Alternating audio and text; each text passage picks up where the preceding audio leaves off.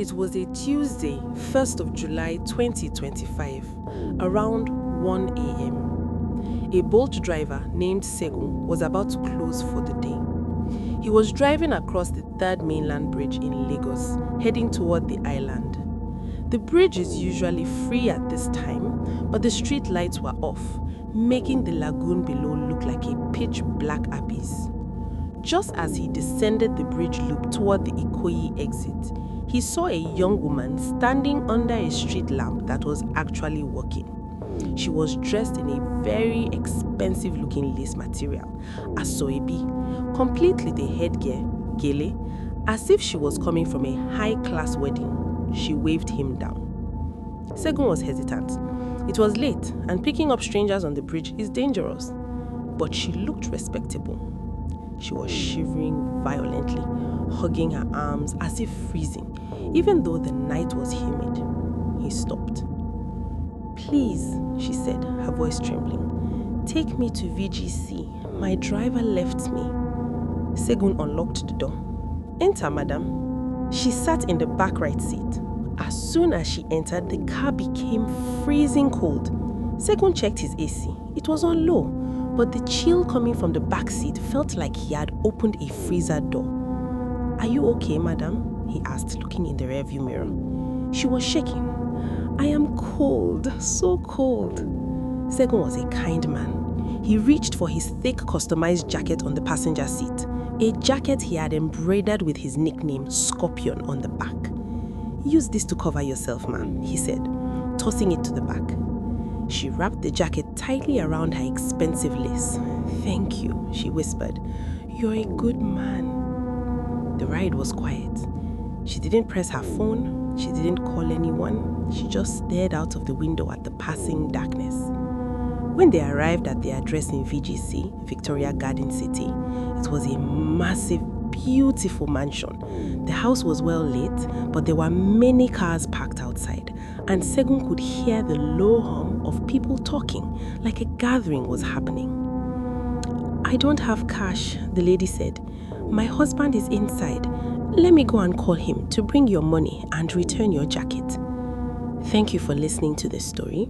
If you are enjoying it and you'd like to hear more stories like this, hit the subscribe button. I really appreciate you being here, and I'll see you in the next one. Segun nodded. "No wahala, ma."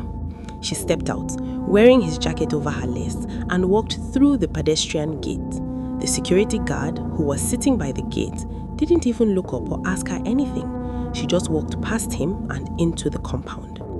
Segun waited. He waited for 10 minutes, 20 minutes, 30 minutes. Nobody came out. Segun started getting angry. He stepped out of the car and walked to the gate. He tapped the security guard who was dozing off. "Oga, wake up. The madam that just entered sent her husband to pay me. It's been 30 minutes. The security guard rubbed his eyes. "Which madam?" "The one wearing expensive lace and gele. She just walked past you now." The guard looked at him like he was crazy. "Oga? Nobody walked past me, and nobody has entered this gate for the past 2 hours. Segun was furious. "Are you mad? I dropped her here. She entered this gate." The shouting attracted attention from the main house. An elderly man, looking tired and wearing black mourning clothes, walked to the gate. "What is the problem here?" the man asked. Segun explained. "I brought a lady here. She is wearing lace and gele. She borrowed my jacket because she was cold. She entered here to get money from her husband." Segun described her face, her voice, and the specific pattern of her lace. The elderly man began to cry. He signaled Segun to follow him. "Come inside." They walked into the large living room. In the center of the room was a casket. Surrounding it were photos of the lady Segun had just driven. "That is my daughter," the old man sobbed. "She died yesterday evening in a car accident on Third Mainland Bridge. She was coming back from a wedding. We are holding her wake keep tonight." Segun felt his legs turn to jelly. "Impossible," he stammered. She was in my car. She was cold." "You are lying," one of the brothers shouted, angry that this driver was making a mockery of their grief. "Get out of here." "I am not lying," Segun yelled, panicked. "She is wearing my jacket, my denim jacket with scorpion on the back. If she's dead, where is my jacket?" The family went silent. The elderly man looked at the brothers. "Go to the accident vehicle," the father said softly. The police towed her wrecked Mercedes to the back of the compound. The brothers, the father, and a terrified Segun walked to the backyard. There, under a tarpaulin, was the mangled remains of a Mercedes-Benz. It was crushed on the passenger side. The father pulled back the tarpaulin to check the back seat of the wrecked car. Segun screamed. Lying on the blood-stained leather of the wrecked car, neatly folded as if someone had just placed it there, was Segun's denim jacket. But that wasn't the terrifying part.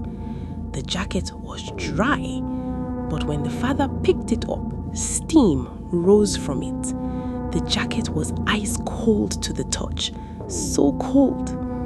And inside the pocket of the jacket, they found a crisp 1,000 naira note. The note was dated 1994, and it smelt of formaldehyde and fresh earth.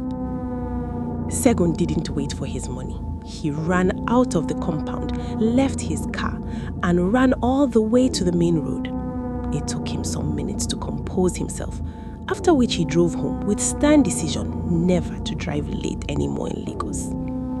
If this story stayed with you like it did with me, subscribe to the channel. There are many more stories awaiting, and I promise you, you don't want to miss them.